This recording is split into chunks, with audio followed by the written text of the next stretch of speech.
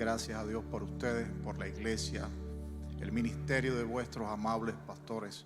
Nos sentimos felices de compartir una vez más por acá. Traemos saludos grandes de la Universidad Global de los Estados Unidos, institución académica y teológica de más alta acreditación de este hermoso país.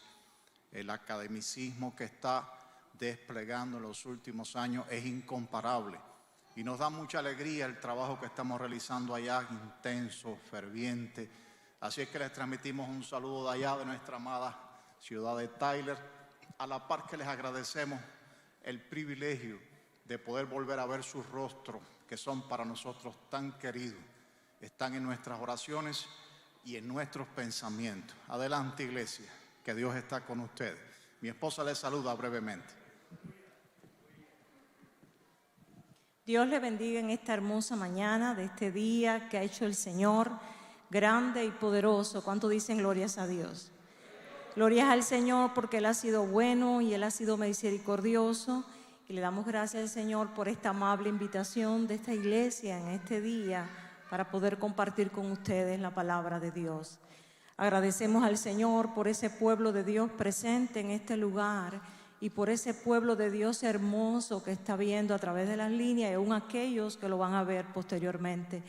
Damos gracias al Señor, hermanos, porque sabemos que Dios es un Dios de amor y es un Dios de paz. ¿Cuánto dicen gloria al Señor? Dios es un Dios de amor y es un Dios de paz. Y ese Dios de amor y ese Dios de paz te ama mucho, nos ama mucho, nos ama a todos. No importa cuál sea nuestra condición, no importa cómo hayamos venido en este día, no importa siquiera si estemos en los caminos del Señor o si llevemos mucho tiempo desde nacido en el Evangelio, Dios nos ama mucho. Así que Dios nos fortalezca en esta mañana a través de su santa palabra y cuál sea la condición de nuestras vidas, siempre sepamos que en Él y solo en Él encontramos un Dios de amor y un Dios de paz. Dios te bendiga, querida iglesia. Muchas gracias. Amén. Gloria al Señor. Quisiera, hermanos, compartir con usted una palabra que se encuentra en el Evangelio según Lucas, capítulo 13, donde vamos a leer un único versículo, 34. Y ahora sí les pediría que estuviésemos un instante en pie. Lucas 13, 34. Tercer evangelio de la palabra. Leemos allí la escritura a la letra. Dice la palabra de nuestro Dios. Jerusalén, Jerusalén, que matas a los profetas y apedreas a los que te son enviados.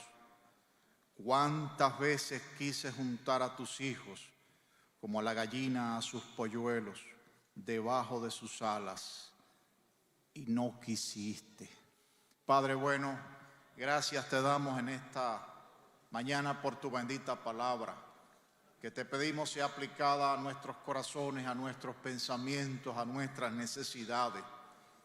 Rogamos que a través de ella llegue la voz profética del cielo, que nos mueva en la dirección en que entiendes cada uno de nosotros debe andar. Hemos venido hasta esta casa, lugar bendito, con inquietudes, con ansiedades. Algunos están enfermos, otros se sienten tristes. Rogamos que en cada uno de los que estamos hoy acá, la visitación de tu Santo Espíritu venga plena, que podamos sentir antes de irnos el abrazo del cielo, que podamos, Padre, sentir que cala hondo en nuestro corazón esta palabra por la que fueron hechas los cielos y la tierra. Gracias te damos por cada hermano, por el ministerio, el liderazgo de esta iglesia, por todo lo que aquí harás hoy, por Cristo Jesús. Hemos orado y por Él te damos las gracias, Padre. Amén. Amén. Dios les bendiga, hermanos. Son muy amables, pueden sentarse. Durante muchos años no se entendió bien ¿por qué demoró tanto tiempo Carlos Darwin en publicar su libro más importante, El origen de las especies? Es el texto central de todos los evolucionistas.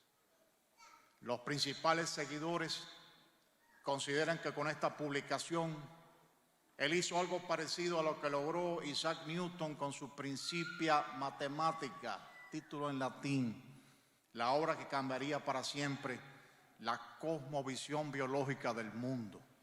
Pero lo cierto es que él regresó a Inglaterra de su célebre viaje en el Beagle en 1936 y en 1859, 22 años después, todavía no había publicado el libro.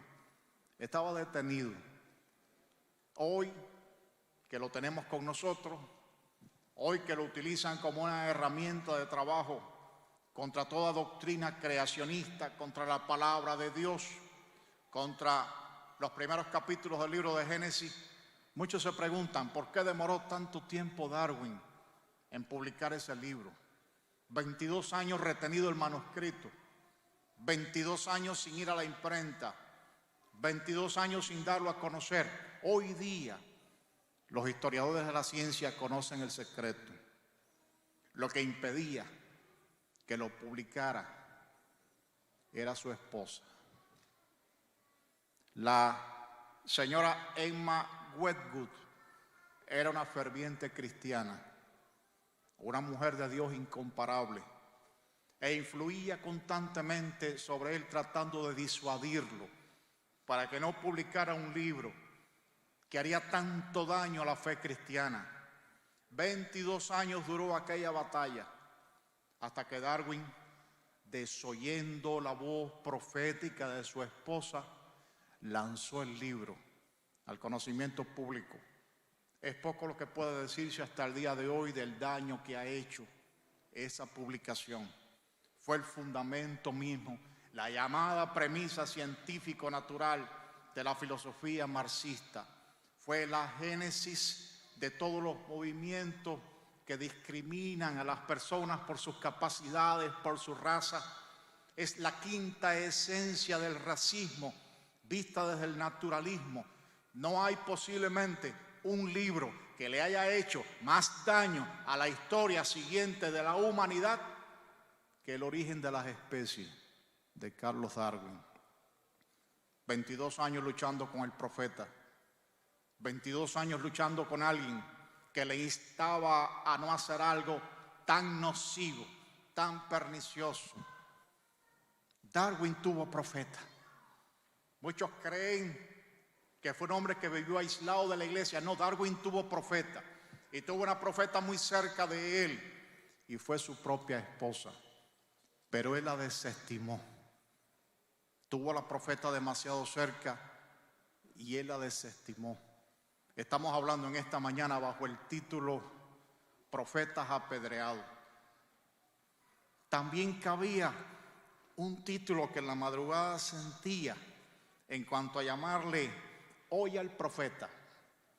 Pero a eso de las 2:30 de la mañana sentí que encajaba mejor un título en el que Dios nos dijera: nunca mates al profeta que Dios te envía. Y quizá ese sea el mejor. Todos hemos tenido profeta. Estamos reunidos bajo el hermoso lema Comparte, porque la convocatoria al evangelismo de la iglesia supone que en la vida de cada uno de nosotros ha habido un profeta, al tiempo que tú eres profeta para alguien. Toda acción evangelística es una acción profética. Cuando la palabra de Dios es llevada a la vida de una persona que no conoce al Señor Jesucristo como Salvador personal, está teniendo ocasión un accionar profético, porque la palabra de Dios ha sido enviada para ser predicada y siempre se cumple. Estamos en un pasaje bíblico hermoso. A las puertas ya de Semana Santa nos encontramos recordando un momento cimero en la historia bíblica. Número 1, Jerusalén tuvo profeta. Jesús está a las puertas de Jerusalén, en el monte de los olivos. Una hermosa configuración de la orogeografía de Tierra Santa, desde la que se tiene una vista muy hermosa de Jerusalén. Y él está puesto allí de pie y dice algunas de las palabras más tristes que salieran de su boca momentos, días antes de la cruz. Jerusalén, Jerusalén, que matas a los profetas y apedreas a los que te son enviados. ¿Cuántas veces quise juntar tus hijos como la gallina a sus polluelos y no quisiste? Son palabras cargadas de una honda tristeza. El Señor tuvo el ministerio profético más incomparable de toda la historia para Tierra Santa. El Señor fue el cumplimiento de la profecía y al mismo tiempo la expresión más alta de la profecía. Y estas palabras son muy tristes en su boca cuando usted las contextualiza adecuadamente, cuando usted ve lo que estaba ocurriendo en ese momento. Si usted las lee por donde las hemos leído, en Lucas capítulo 13, tendrá una contextualización muy adecuada que le permitirá saber lo que estaba ocurriendo. Recuerde siempre que Lucas es el evangelio biográfico por excelencia, a diferencia quizá de Mateo o de Marco, que son esencialmente evangelios temáticos, a diferencia del evangelio de Juan, que es el evangelio de Semana Santa. Casi Juan tiene un solo tema, Semana Santa. Ya en el capítulo 7 Jesús está en Jerusalén. Juan es el evangelio de Semana Santa, Lucas no. Lucas nos mueve en un andar biográfico acerca del orden de las cosas que pasaron en la vida de Jesús. De modo que podemos contextualizar y saber qué es lo que está pasando cuando el Señor dice esas tristes palabras. Si va 3 versículos antes, lo descubre de inmediato. Dice allí la Escritura que aquel mismo día se le acercaron, llegaron unos fariseos diciéndole: sal y vete de aquí, Herodes te quiere matar. Sal y vete de aquí al profeta. Sal y vete de aquí al expositor de la palabra. Lo vas a oír muchas veces, porque a la par que el Señor te llama a llevar la palabra del Señor, a ese compartir que nos es por lema, a la par que el Señor nos llama a llevar la Escritura, también nos llama a compartir sus vituperios. ¿Sabe cuántas veces me han cerrado puertas en la cara? ¿Sabe cuántas veces a mi esposa y a mí nos han destrozado los tratados bíblicos? ¿Sabe cuántas veces estuve detenido por tener un paquete de tratados en la mano? ¿Sabe cuántas veces me dijeron: vete de aquí? Todavía hoy me lo dicen a cada rato, no crea usted. Vete de aquí, Herodes te quiere matar. Serás apedreado, evangelista del Señor. No te asustes cuando el momento llegue. Es el precio que pagamos por compartir la vida en Cristo, la cruz del Señor. Vete de aquí, Herodes te quiere matar. Ese es el contexto en que salen del corazón del maestro estas palabras, cuando en el monte de los olivos, esa hermosa formación donde hay arbustos milenarios, algunos de los cuales todavía existen hoy, él miró la ciudad y recordó a todos los profetas que hasta allí llegaron, porque no es posible, por disposición divina, que un profeta muera fuera de Jerusalén. Y mirando la ciudad con amor, con endecha, con dolor, dijo estas importantes palabras: Jerusalén tuvo profeta.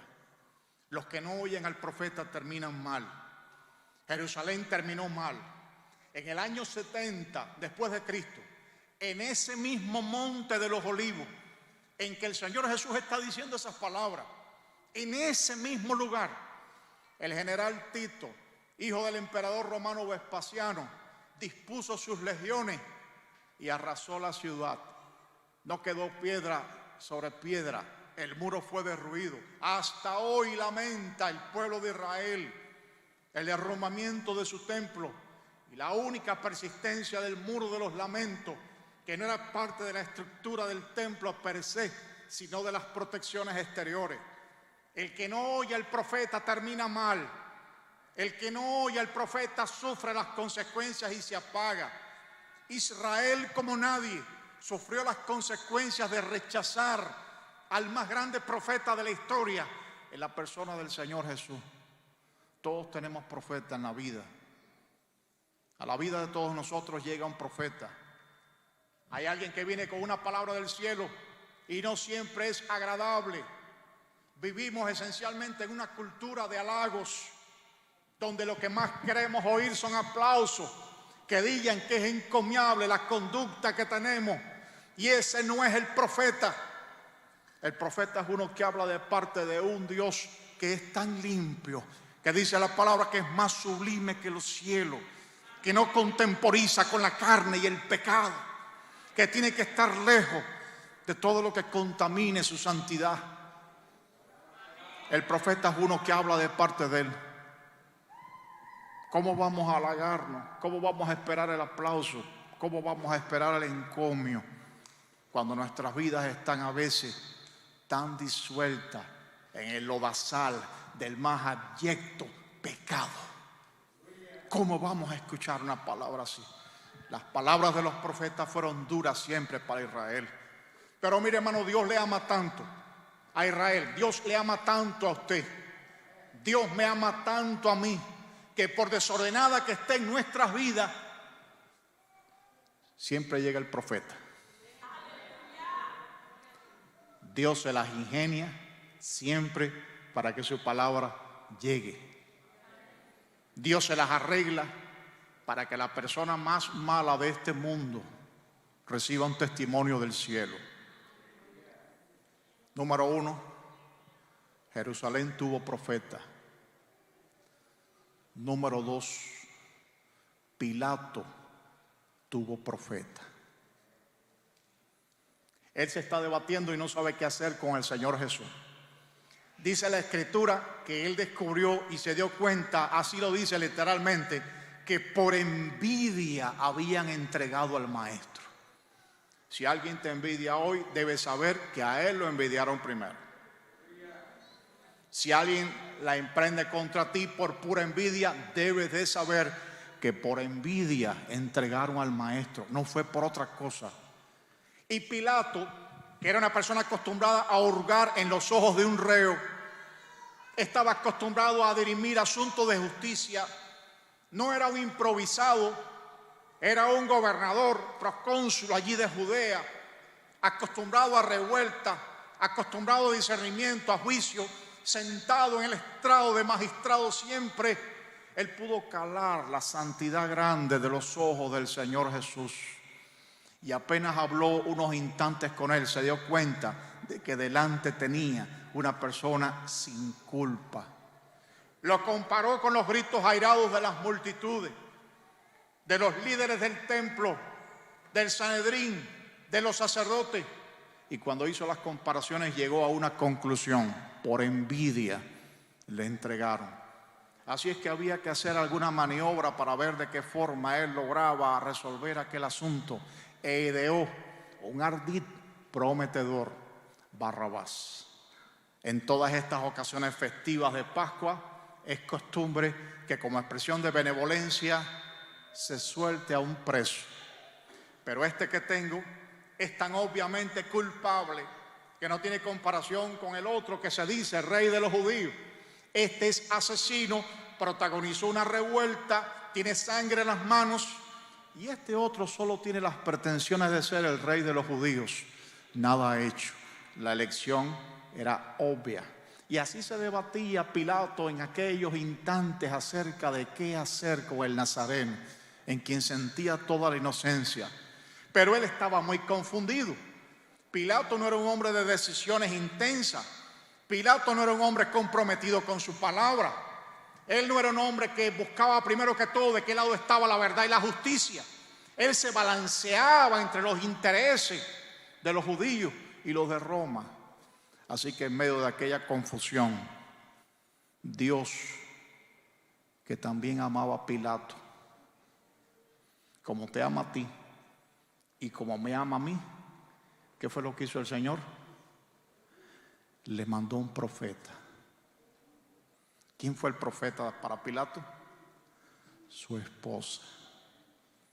Dice la palabra, dice la Escritura, dice el Santo Evangelio en Mateo capítulo 27, versículo 19, y estando él sentado en el tribunal, su mujer le mandó decir: no tengas nada que ver con este justo, porque hoy he padecido mucho en sueños por causa de él. Era la voz profética que le estaba llegando en el estrado mismo, en la silla desde la que impartía justicia. Una voz profética intensa: no tengas nada que ver con ese justo, no toques a ese justo, no se te ocurra tener algo que ver con él, porque hoy he padecido sueños horribles por causa de él. No lo toques, en una palabra, porque los profetas hablan claro y directo. No lo toques, porque hoy he padecido horriblemente en sueño por ese justo. Lo declaró justo, le prohibió tocarlo. Dicen que esa mujer, los historiadores hacen registros y dicen que se llamaba Claudia Prócula. Claudia Prócula. Si tiene un pequeño que va a nacer, Prócula puede ser un buen nombre si es una niña. Pilato tuvo profeta. ¿Y qué hizo con ella? La atendió, la oyó. Como Darwin, desestimó la voz profética que le llegaba. Tú vas a ser desestimado muchas veces cuando le hables a tus familiares, porque el primer lugar de hacer evangelismo es la propia casa en la que vivimos. Esposas que ganen a sus esposos, eso se ve mucho, porque las mujeres son excelentes evangelistas. Tus compañeros de trabajo tienen tu imagen, tu influencia, tu persona. Tus amigos del vecindario, las personas todas las que te conocen te están observando bien, y tu sola imagen ya es una influencia evangelística. Tú eres un evangelista y no siempre serás oído, pero es que nuestra misión es llevar la palabra. El resto lo hace la obra del Espíritu Santo. Tú no eres responsable de lo que pasa en la vida de la gente. Tú da la palabra, tú inspiras con tu ejemplo.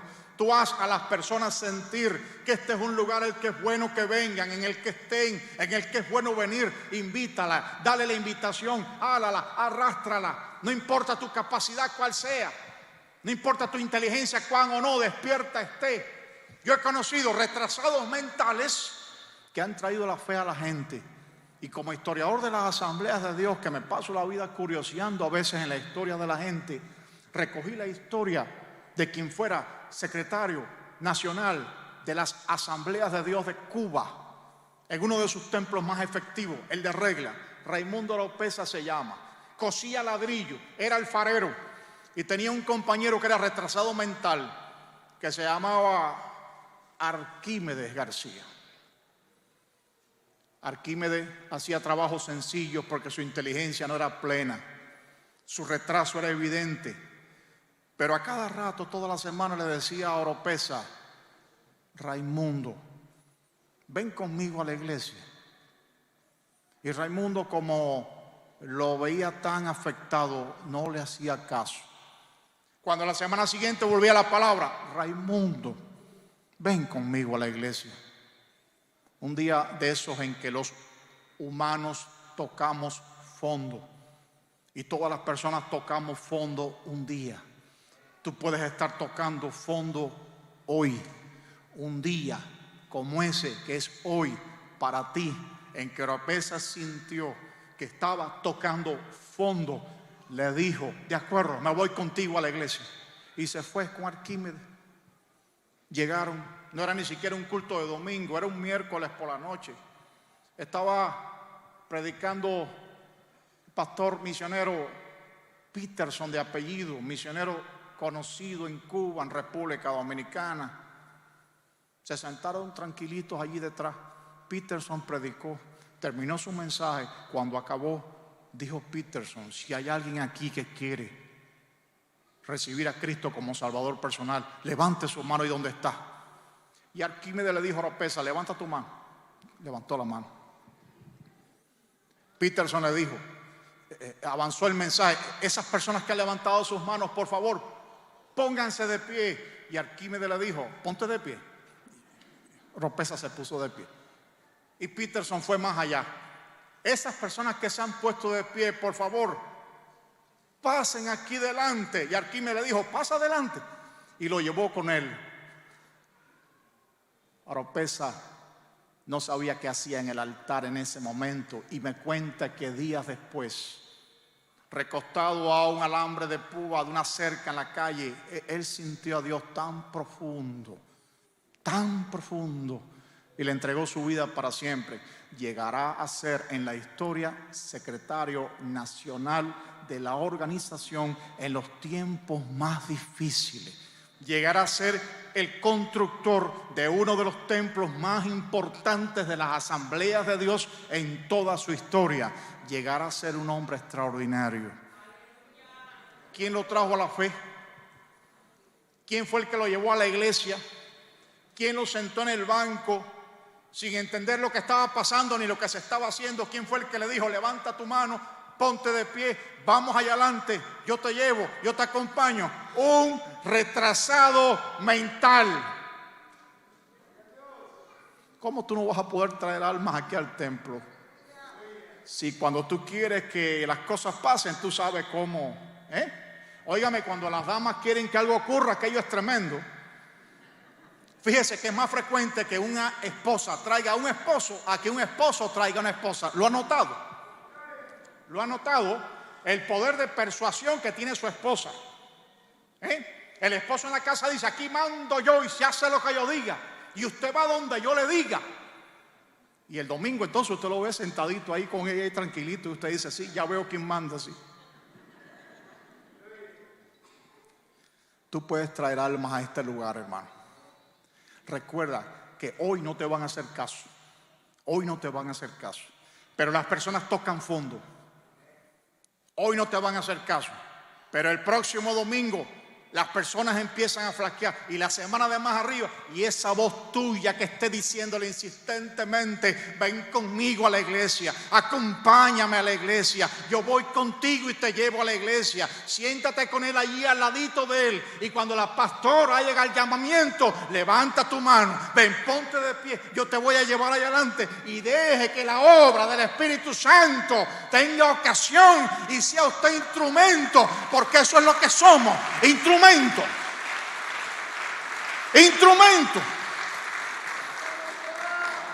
Tú no puedes convertir a nadie, ni siquiera puedes convertirte a ti mismo, ni a nuestros hijos. Tú solo puedes ser un instrumento bendito para traer a las personas y acercarlas a la fe. Profeta del Dios Altísimo, ese que está en ti. Profeta del Dios Altísimo, ese que Dios te envió un día a ti. Todos tenemos profeta. A todos Dios nos manda un profeta. En el quehacer y en el andar de la vida cristiana flaqueamos, nos equivocamos, damos traspiés, tomamos decisiones altaneras, hacemos cosas tan incorrectas y entonces Dios nos manda un profeta. Al salmista más importante de la Biblia, aquel de cuya genealogía nacería el Señor Jesús, el más importante rey de Israel en toda su historia, hasta el punto que cuando los judíos dicen el rey, no se están refiriendo a otro, ni siquiera a Josías, que fue el más convertido de los reyes de Israel, se está refiriendo a David, el dulce cantor de Israel, el autor del Salmo 23. Un día Dios le tuvo que mandar un profeta. Se llamaba Natán. Solo que David tenía muy buen sentido para discernir los asuntos espirituales. Y David, a diferencia de otros, no lo apedreó. Cuidado con apedrear al profeta. Nunca mates al profeta que Dios te envía. El profeta te lleva un mensaje que viene del cielo. Nunca lo apedree. Nunca lo desestime. Nunca lo desoiga. Porque no hay alguien que haya llegado tan lejos que no necesite una voz profética que le ayude a ordenar el camino. Jerusalén tuvo profeta. Pilato tuvo profeta.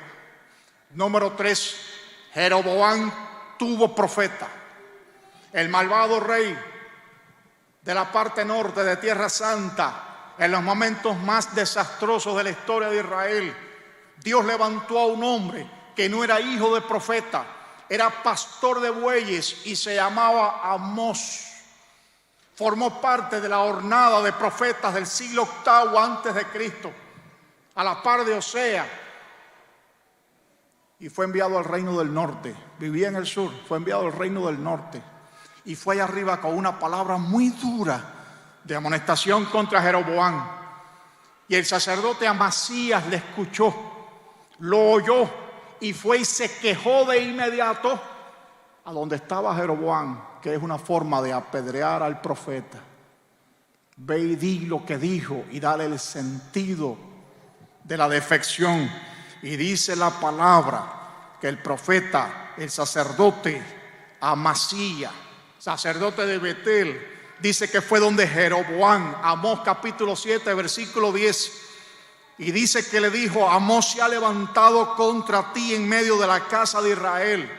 La tierra no puede sufrir todas sus palabras, porque así ha dicho Amós: Jeroboam morirá a espada e Israel será llevado de su tierra en cautiverio. Y entonces Amasías fue donde estaba el profeta Amós y le dijo: vete,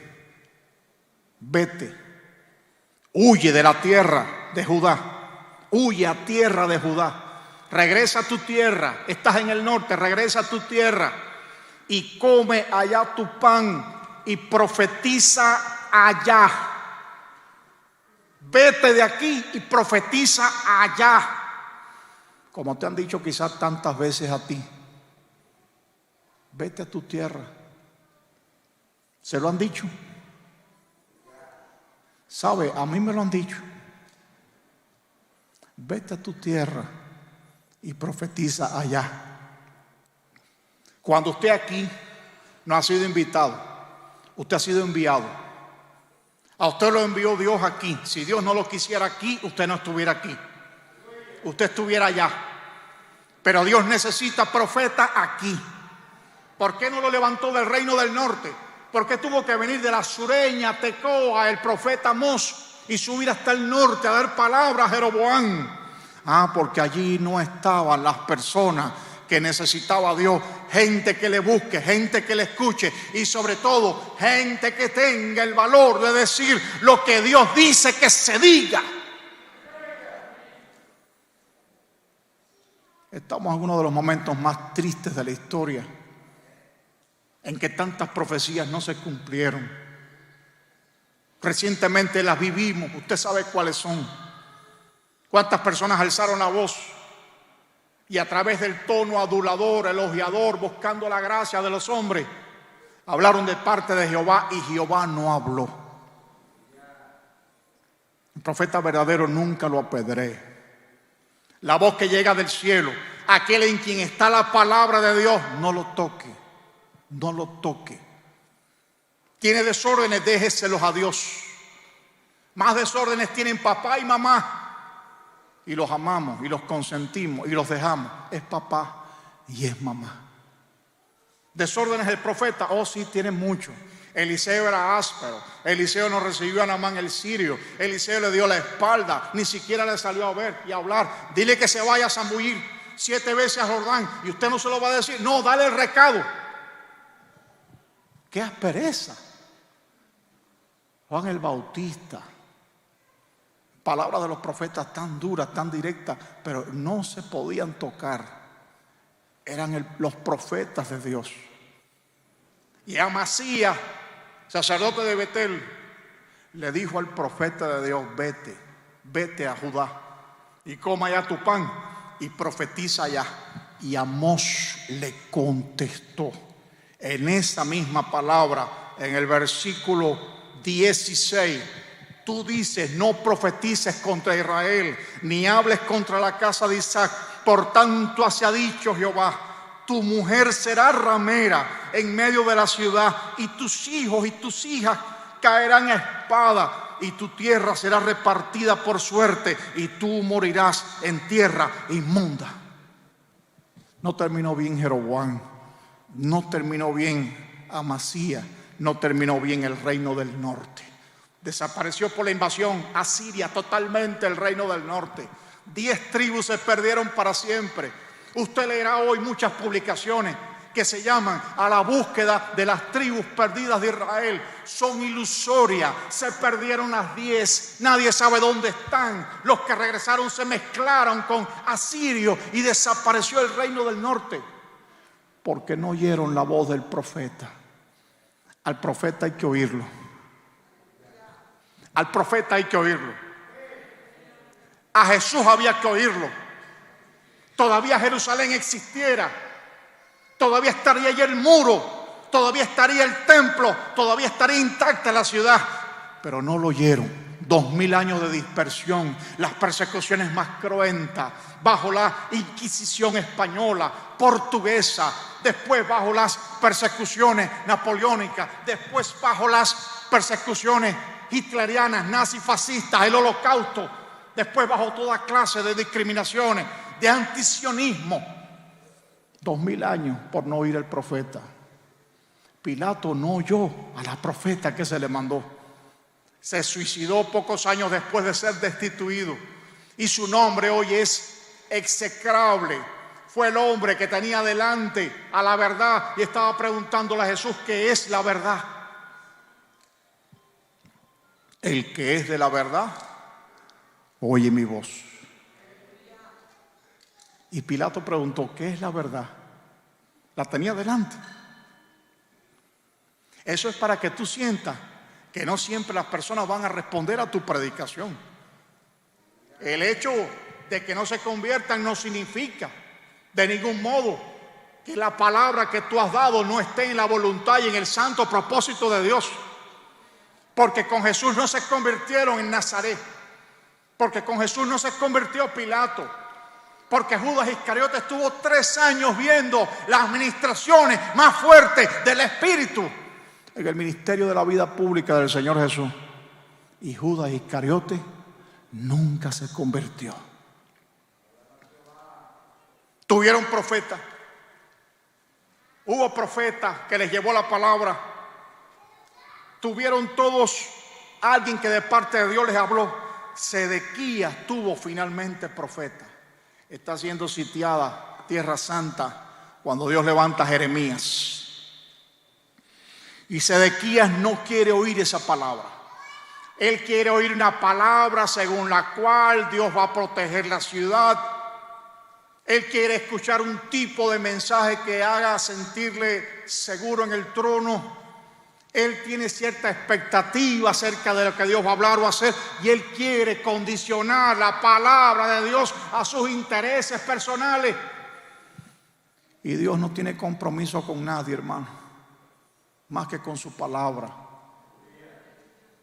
A veces uno quisiera hablar cosas que despierten un sentido de fraternidad y de entendimiento, pero la palabra a veces es muy difícil porque las personas están en pecado.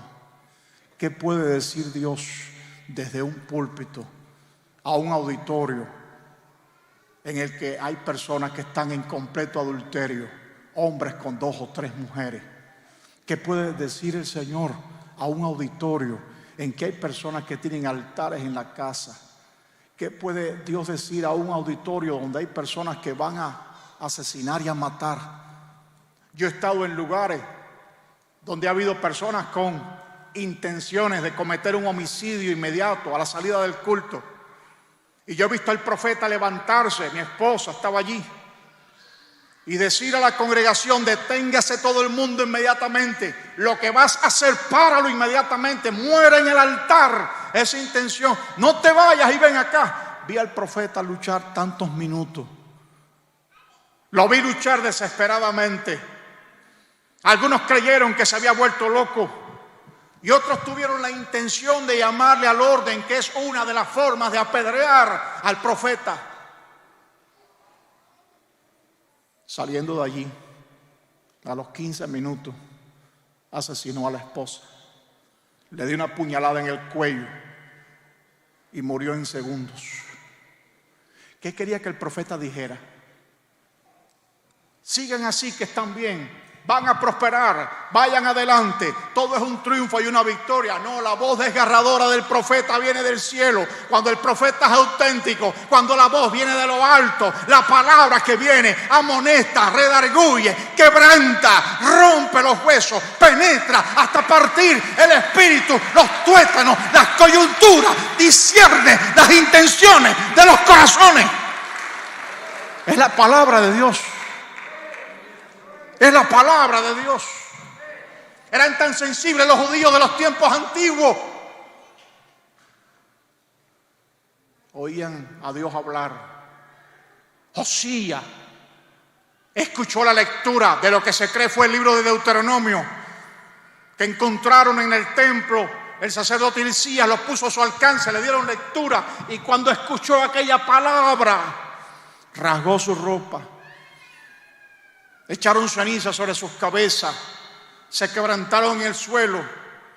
Hoy día oímos la palabra de Dios y las personas permanecen en una total y completa indiferencia. La desensibilización a la voz del cielo es grande y el profeta es apedreado.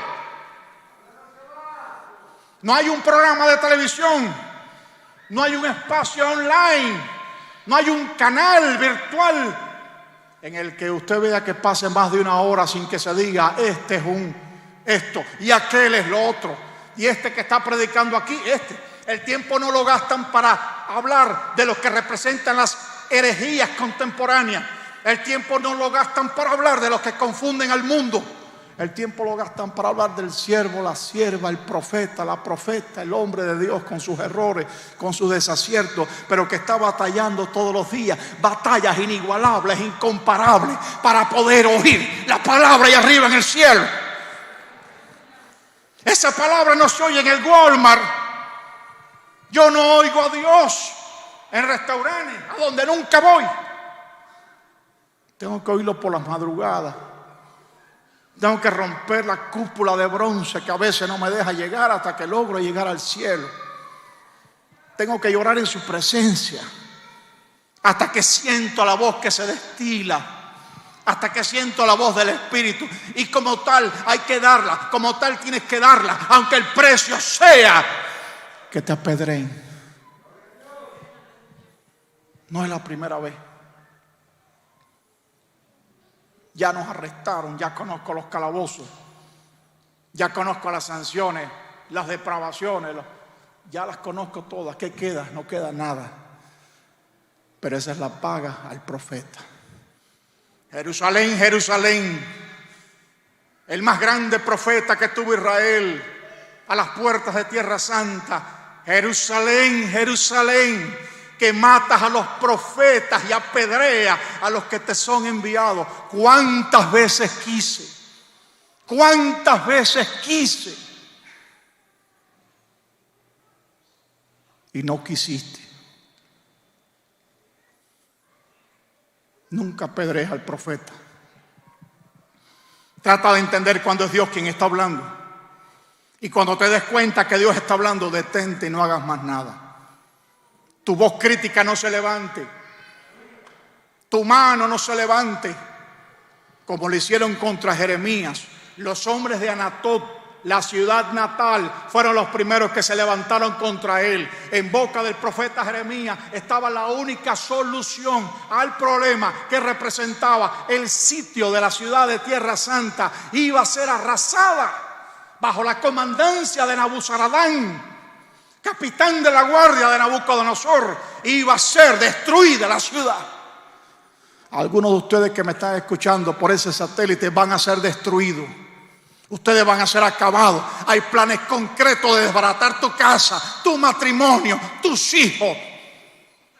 Hay planes bien estructurados y bien definidos para que fracase todo lo que haga. Y hay una voz profética que te llega. Hay una palabra del cielo que te alcanza hoy. que si crees en el Señor Jesucristo con todo tu corazón y confiesas que Dios le levantó de los muertos, serás salvo. ¿Serás salvo de qué? De ese plan destructivo que te va a acabar. Ese plan está en camino y Jeremías lo veía. Sus ojos proféticos lloraban. Él se sentía compungido porque todo el que le rodeaba interpretaba que su mensaje era el mensaje de un traidor que estaba entregando la nación. ¿Qué está hablando este hombre? Que debemos rendir la guarnición, que debemos entregarnos a un rey foráneo, que debemos permitirles entrar. Es el mensaje de un traidor que nosotros no aceptamos. Y Jeremías se sintió completamente solo. Y lo peor que ocurrió para ese contexto es que se levantó un falso profeta llamado Ananías. Rompió el yugo de madera que llevaba Jeremías, lo hizo pedazos, y el Señor mandó otra vez a Jeremías para atrás. Yugo de hierro pondré. Y di esta palabra a Ananías: Jehová no te envió, y tú has hecho confiar en mentira a este pueblo. Por tanto, así ha dicho Jehová: he aquí, yo te quito sobre la faz de la tierra.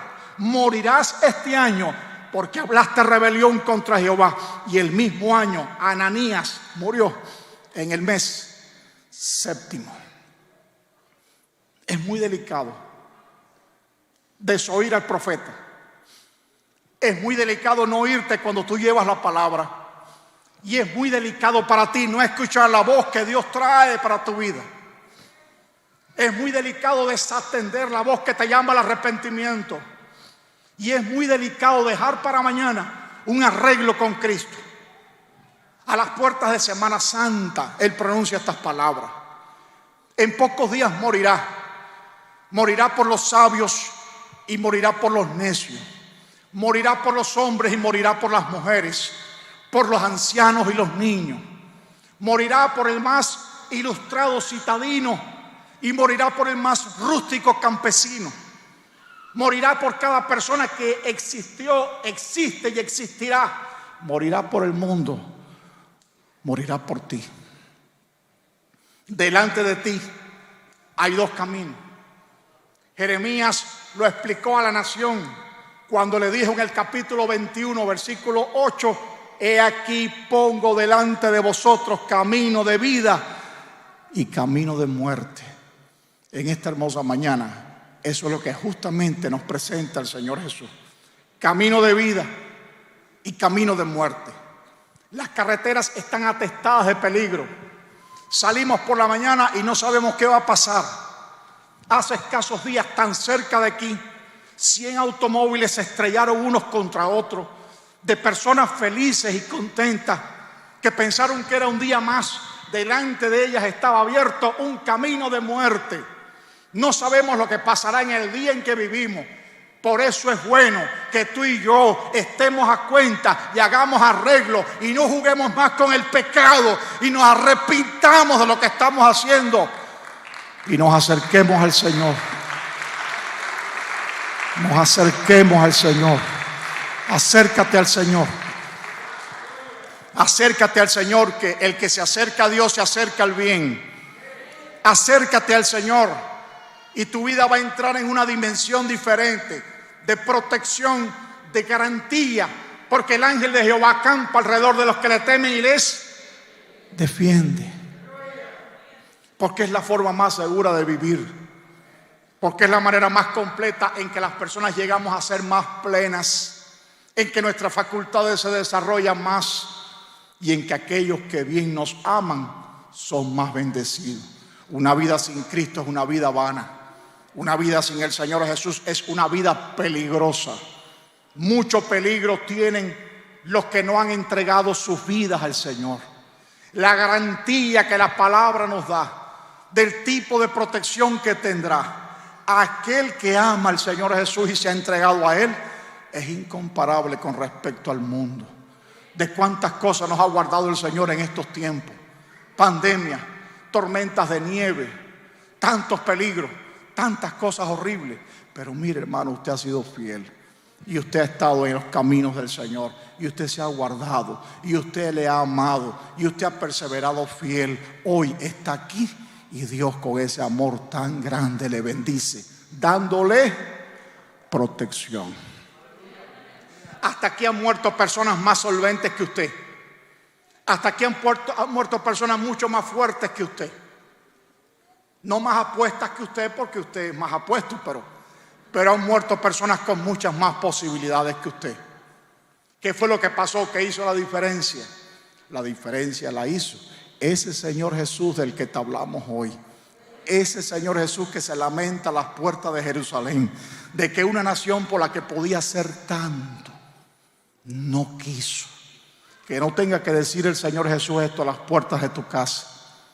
Que no tenga el Señor Jesús que decir nunca, nunca, nunca, delante de tu hogar: cuántas veces quise bendecir esta casa, cuántas veces les llamé a mi casa, cuántas veces les hablé por la madrugada, cuántas veces quise tener un tiempo de calidad con ellos en el Espíritu y no quisieron.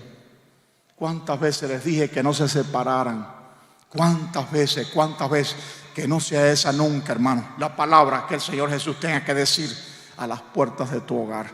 Que Él se alegre grandemente contigo, que tu hogar sea un modelo de evangelismo, porque las casas y los hogares que están en el Señor, cuando uno entra en ellos, uno siente la gloria de Dios. Cuando uno entra a una iglesia en que está el Señor, uno siente la gloria de Dios. Esta es una iglesia bendita, donde me gusta venir, porque aquí siento la gloria del Señor.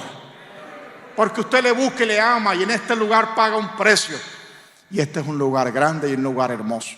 Y este es un lugar que tiene una responsabilidad, y es la de ser luz a una de las ciudades más difíciles de los Estados Unidos, que es Dallas. Usted es una persona llamada a compartir el evangelio.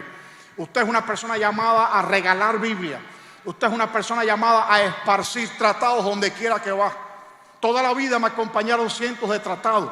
Siempre los tuve, y donde quiera que voy dejo uno como una huella del lugar en el que estuve. Y que la palabra de Dios haga su obra, que el Espíritu Santo haga su obra. Usted comparta allí donde esté, y la gente te está mirando, y la gente te está viendo, y la gente te está oyendo. Que el Señor Jesucristo te bendiga, que su palabra esté en tu boca, que el Espíritu Santo te respalde, y que puedas cumplir los días de tu vida como un gran esparcidor de la palabra de nuestro Dios. Nos ayuda el Señor. Comparte.